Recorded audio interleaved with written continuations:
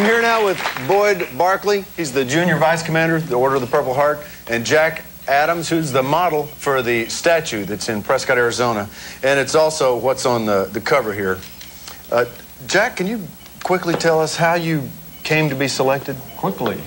No, okay, take it. No, I just met a gentleman that came out from Texas by the name of Neil Logan, and he had just finished up a memorial statue there. Right.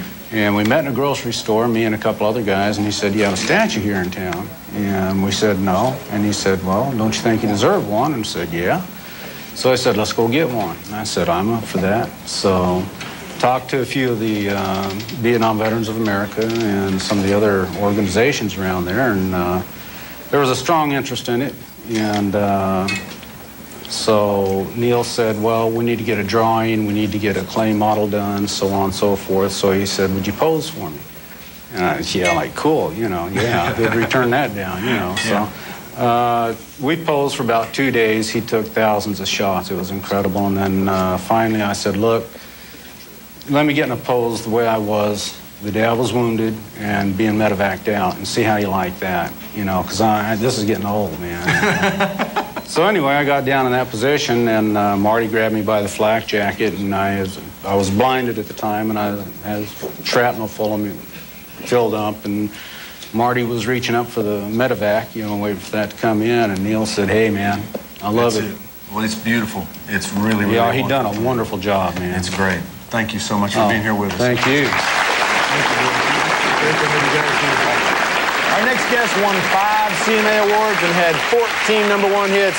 But before he became a country music star, he served his country as a Marine at Iwo Jima and Guam. Ladies and gentlemen, please help me welcome Freddie Hart.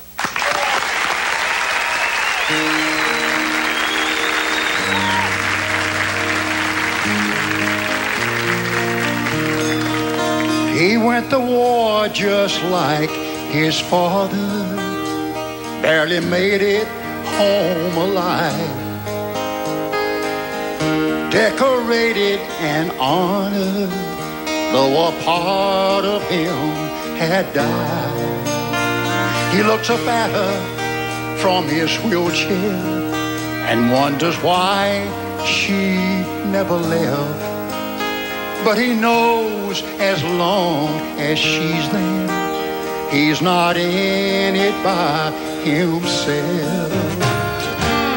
He's got a purple heart, she's got a heart of gold.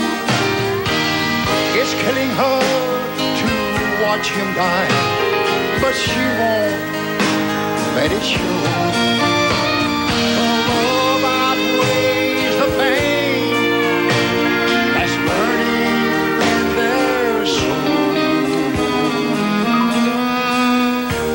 Got a purple heart, she's got a heart of gold.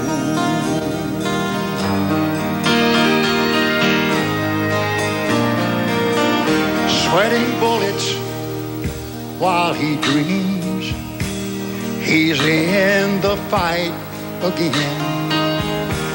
For some people, though, it seems that the battle never ends.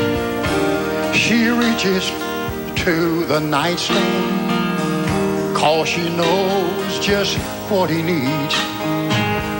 Lays a medal in his hand to put his mind at ease.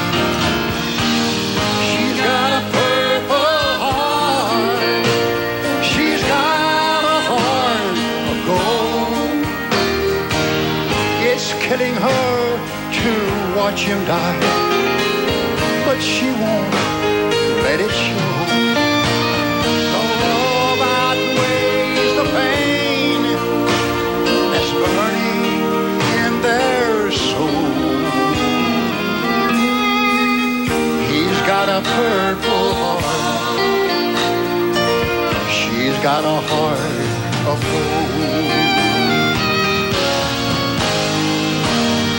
Looks at her and says, "Woman, say a prayer for me. God knows if I could, I get down on my knees. He's got a purple heart. She's got a heart of gold. It's killing her to watch him die, but she won't let it show. Oh, outweighs the pain that's burning in their soul. He's got a purple heart. She's got a heart of gold. She listens to all of his stories until the last one has been told. He's got a purple heart. She's got a heart of gold.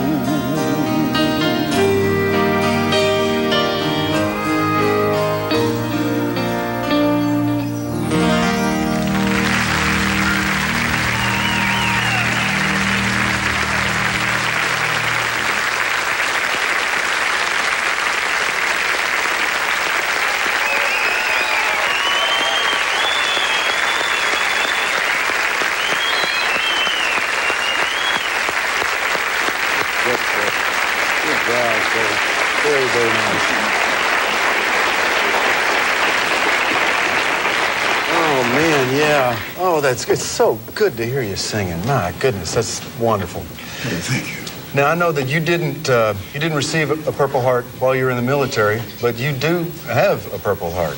Yes, I do. Right here on this belt buckle. Clay, can you get a shot of this? This is amazing. Or I can let you see this one. Here's one here. There you go. How'd that come about? There? We had a show back when East 11 first struck big. God bless you for that. This man came up to me. We had about 2,200 people there. He came up and he says, "Freddie, would you wear this Purple Heart?" I said, "No. I don't deserve to wear it, but I'll be honored to put it in my trophy case and show it as often as I can." But you know, today on this very special occasion, I wore it to honor those who died for the country, those who were wounded, those who deserve to wear this.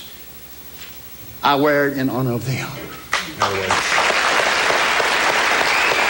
great. That's great. So good.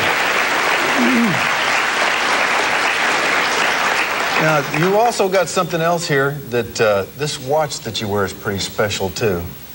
You know, most everything I got, you know, these things like this, he was given to me. And how'd you come about getting that?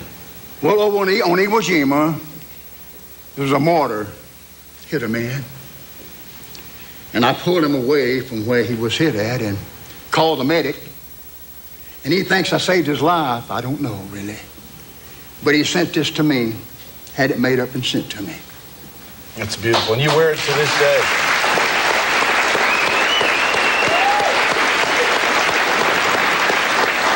Well, I think it's wonderful that you're that modest, but the people that we talk to that know the story say that you did save his life, and I think that's such a special thing. How old were you when you went in the military? You can tell it now. It's okay. Well, I'll tell you, I told one great big lie. I really did. I went in at 14 years of age. Wow. My mother and dad, they signed for me. And December came up and I was 15. But I went into service and we made 2 campaigns. We made Guam and Iwo Jima. And I got back without a scratch in the world. Wow. God's been so good to me. Yeah, he has. So good. He has.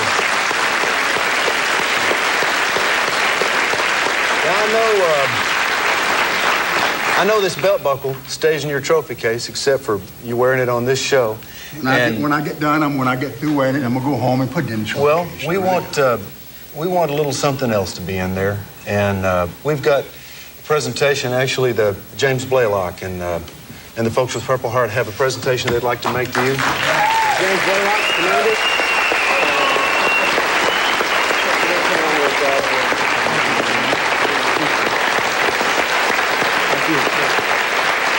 Face this way. Freddie Hart, you've been such a friend to the veterans, and in honor of all of us who are Military Order of the Purple Hearters, I'd like to read to you a plaque that we've made that we can enhance your buckle with if we may.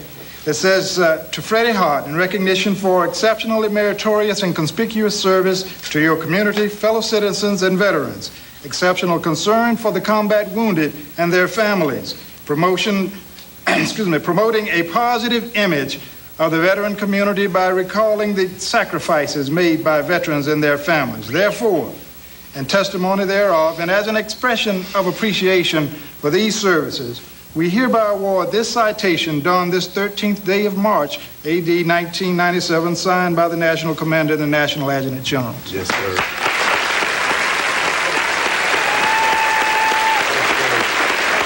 Oh, that's good, folks. There you go.